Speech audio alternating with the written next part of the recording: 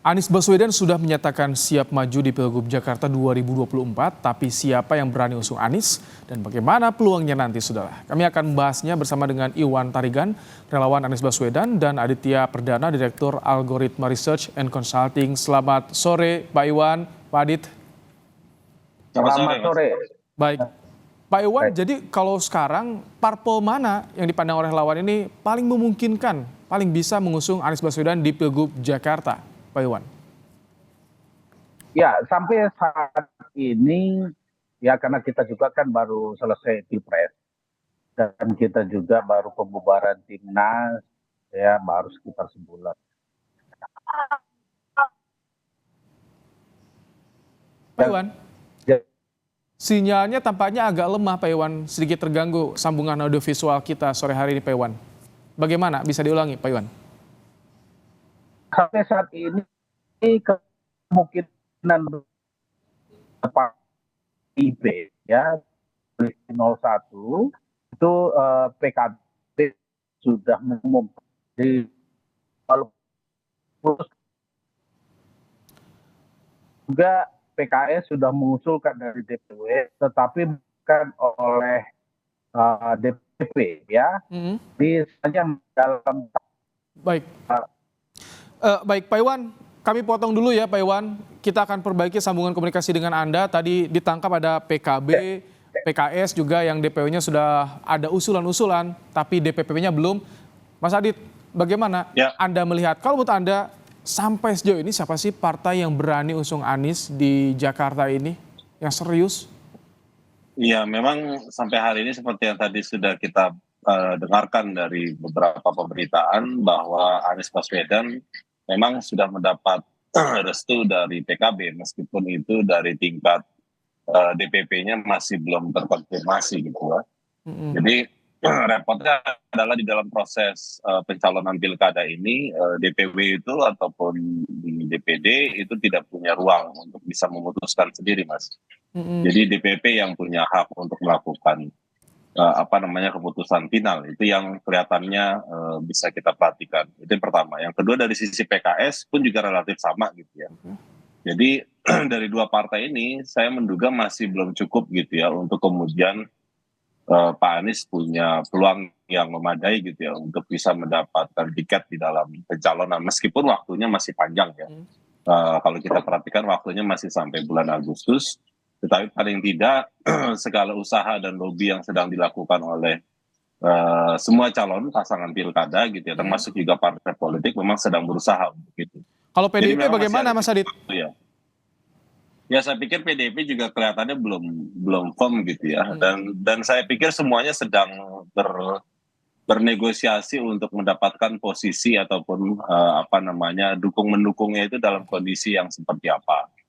Seperti yang tadi disampaikan oleh Pak Hidayatul Wahid misalkan sebagai contoh, dia menyampaikan bahwa kami PKS punya peluang untuk bisa mendukung sebagai calon gubernur gitu ya, dengan kader sendiri.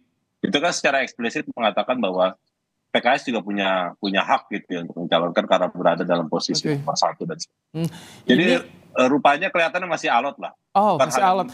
Hitung-hitungan apa sih yang dipertimbangkan oleh DPP ini untuk mengusung Anies di Jakarta? Karena kalau secara elektabilitas di papan atas Anies ini, Mas Adit.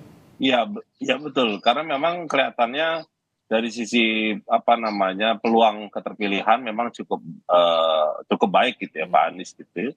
Sehingga kemudian hitung-hitungannya juga relatif pasti menjadi bahan pertimbangan utama bagi partai politik untuk memilih teman koalisi ataupun calon yang akan mau diusung gitu ya. Nah itu satu. Yang kedua, problemnya kemudian adalah lobby-lobby dan negosiasinya itu apa yang kemudian, karena ini kan ada bukan hanya calon gubernurnya tapi juga ada calon wakil gubernurnya dan juga rencana-rencana ke depan apa yang mereka sedang persiapkan untuk mematangkan agar setelah menang apa yang kemudian mereka ingin dorong secara bersama-sama dan sebagainya.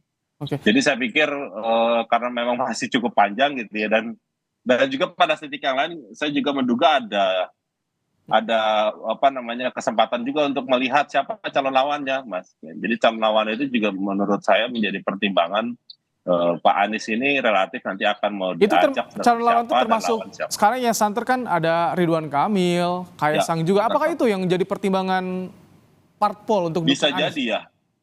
Bisa jadi, makanya kita harus juga lihat konstelasinya akan seperti apa gitu ya, karena semua itu masih peluangnya masih sangat terbuka Oke. gitu ya.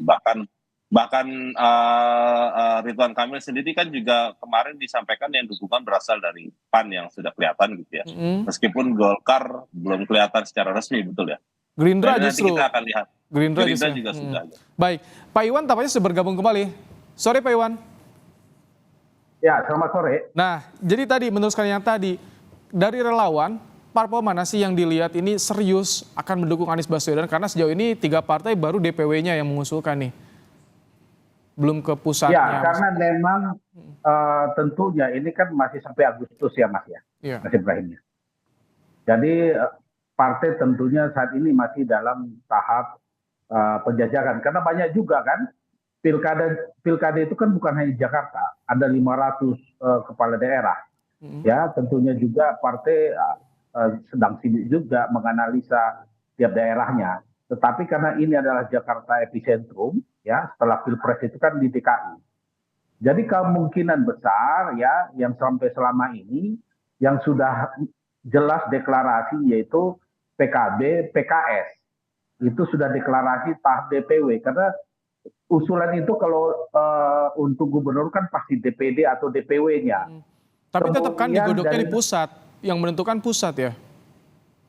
Betul, tetapi kan kita tahu sendiri pertama anggaplah PKB. PKB itu kan baru kemarin dengan Pak Anies. Hubungannya itu kan bukan hanya hubungan partai saja, tetapi sudah hubungan personal dengan Cak Imin. Nah, kalau PKS itu kan sudah lama dan kita sudah sangat dekat. Dan orang sudah mengasosiasikan PKS itu adalah Pak Anies. Anies itu adalah PKS, kan begitu selama ini. Jadi kemungkinan besar seperti itu. Kalau Nasdem kan sudah jelas Pak Surya Paloh, ketua DPW-nya itu mengatakan bahwa kalau Pak Anies sudah siap, itu adalah prioritas kami. Tapi tadi kita simak Pak Huda, Wakil Ketua Umum PKB bilang belum ada katanya dari DPW PKB secara resminya kepada DPP PKB. Apakah ini melihat masih diragukan soal keseriusan partai ini untuk mengusung Anies bagi Anda, Pak Iwan? Ya, karena saya juga kan dari pengurus DPP ya Mas ya. 10 tahun saya pengurus DPP Partai Demokrat. Dan paham ada proses. Ya, tentunya DPW itu mengajukan kepada DPP. Nanti DPP akan merapatkan dulu kan, membuat baru rekomendasi. Seperti itu prosesnya. Tentunya nanti rekomendasi itu disampaikan pada waktu yang tepat. Ya, bisa saja sekarang, bisa saja Juli, tetapi kan paling lambat Agustus. Masih lama sebenarnya. Jadi, tetapi kan kita sudah melihat sinyal-sinyalnya. Walaupun nanti apa saja bisa terjadi, tetapi sampai hari ini yang kemungkinan besar adalah 3 partai itu plus PDI. Ya, kalau kita lihat roman-romannya ya, pola-polanya, hubungannya itu kemungkinan besar dengan PDI. Tetapi nanti yang akan diperebutkan itu adalah siapa wakil Pak Anies. Itu yang nanti akan menjadi ramai. Apakah dari Nasdem, PKS, PDI, atau PKB. Ya, jadi yang sebenarnya ramai itu nanti adalah siapa wakilnya Pak Anies. Baik. Itu yang menjadi tadi menarik. Mas Adit, ini yang Jakarta Pilgub jadi sorotan tentu. Kalau ketika muncul orang-orang Jokowi seperti Kaisang, Ridwan Kamil, ini bisa berpengaruh tidak pada pencalonan Anies di Pilgub Jakarta nanti? Iya, saya belum bisa melihat ya kalau apakah Kaisang itu punya pengaruh atau tidak. Meskipun harus diakui bahwa PSI itu punya supporter atau pendukung yang cukup memadai gitu ya di pileg kemarin gitu, itu satu. Yang kedua, tentu Pak Anies ini memang kelihatannya akan dicarikan lawan yang relatif tangguh gitu ya, untuk bisa berkompetisi di dalam pilkada kali ini gitu. Maka kemudian kalau dalam berbagai simulasi survei ataupun bahkan mungkin yang kondisi-kondisi hari terakhir ini, Pak Ridwan Kamil mungkin akan menjadi potensi untuk menjadi lawannya gitu ya. Tetapi persoalannya kemudian nanti pengaruh dari wakilnya itu seberapa signifikan gitu ya. Itu yang kita bisa lihat gitu. Jadi kita akan tunggu saja kondisi pasangan-pasangan atau calon wakil gubernurnya itu akan seperti apa. konfigurasi koalisi pendukungnya juga seperti apa, karena ini akan menjadi penentu juga gitu ya, bahwa nanti di dalam Pilkada DKI Jakarta Oke. akan ada kompetisi yang menurut saya juga mungkin akan menarik gitu ya untuk ke depan. Tapi kalau Anda lihat ini PKB dengan PKS yang paling memungkinkan untuk dukung Anies sejauh ini, Mas Adit? Kelihatannya begitu ya, meskipun ini juga masih masih belum fix gitu ya, karena kan tentu balik lagi ke diskusi tadi bahwa DPP itu punya peran yang signifikan gitu ya untuk menentukan posisi terakhir. Tetapi kalau saya melihat sinyal yang paling kelihatan dari Pak Anies adalah ketika beliau sudah mulai keliling, belusukan segala macam, itu sinyal yang jelas bahwa beliau sudah siap untuk dicalonkan kembali menjadi calon gubernur gitu ya. Ketimbang beberapa waktu yang lalu gitu ya. Pak Iwan, kalau dari relawan, parpol mana sih yang paling diinginkan oleh relawan untuk mengusung Anies Baswedan di Pilgub Jakarta? Komunikasinya bagaimana menjual sosok Anies Baswedan ini, Pak Iwan? Ya, yang pasti itu kalau tiga itu relawan ini kan sebenarnya dari tiga partai itu juga kan. Ya, baik itu Nasdem, PKS maupun PKB. Yang menjadi teman baru adalah PDI. PDI juga kita sudah mulai ada komunikasi. Ya, saya juga pribadi sudah 3 minggu yang lalu pernah ke DPP PDI diterima oleh Pak Hasto. Jadi kita sudah mulai komunikasi, ya, tinggal mencari kecocokan. Tentunya nanti untuk wakil itu kan kita serahkan kepada elit politik untuk diskusi. Yang jelas kita sudah mulai bergerak, ya. Kita karena memang kebetulan saya membawahi yang mengkoordinir 1.000 relawan, ketua umum relawan pada saat Pilpres. Ya, itu seluruh Indonesia. Untuk Jakarta saja ini hampir 200, kita sudah mulai bergerak juga. Apapun nanti yang terjadi, yang jelas kita sudah mulai bergerak untuk menjelaskan tadi visi misi. Anda bilang 3 minggu ketemu Pak Hasto ya, ini yang berkirim surat juga ya. Itu hasil komunikasinya apa, Pak Iwan? Ya, tentunya kita kan menyampaikan keinginan bahwa relawan juga ingin supaya PDI bergabung dengan mendukung Pak Anies. Karena bagaimana juga Pak Anies itu kan pilihan yang sangat realistis, ya, punya prestasi dan juga sangat mengutamakan rakyat kecil, ya. Bagaimana juga beliau sangat banyak jasanya untuk membangun transportasi publik, ya. Banyak manfaatnya kepada masyarakat kecil yang sejalan dengan visi misi PDI yang dekat dengan wong cilik, ya. Pak Anies itu juga kan sangat membesarkan orang kecil, ya, tanpa mengecilkan orang besar seperti itu. Mas Adit, kalau tadi selain 3 partai mungkin nggak PDIP ikut mendukung Anies Baswedan? Melihat bagaimana latar belakang pendukung keduanya ini berbeda sejarahnya. Bagaimana nih menurut Anda kemungkinannya? Ya, saya pikir saya sangat memahami bahwa di dalam konteks pemilihan itu tidak ada kesulitan gitu ya untuk membedakan mana pada saatnya menjadi kawan, mana pada saatnya menjadi lawan gitu ya. Bahkan termasuk juga saya sangat meyakini di tingkat masyarakat grassroots juga demikian gitu ya.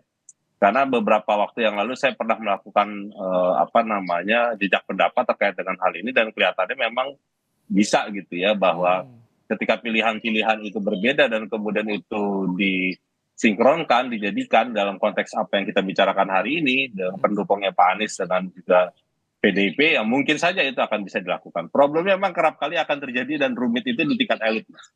Di tingkat elit kesepakatan itu akan mental dan tidak terjadi karena mungkin ada kepentingan lain yang tidak ketemu. Tapi biasanya grassroots tidak mungkin mungkin tidak akan ada begitu banyak persoalannya. Baik. Terima kasih Pak Iwan Tarigan, relawan Anies Baswedan, dan juga Mas Aditya Perdana, Direktur Algoritma Research and Consulting, telah berbagi pandangan di program Kompas Petang sore hari ini. Terima kasih Bapak-Bapak.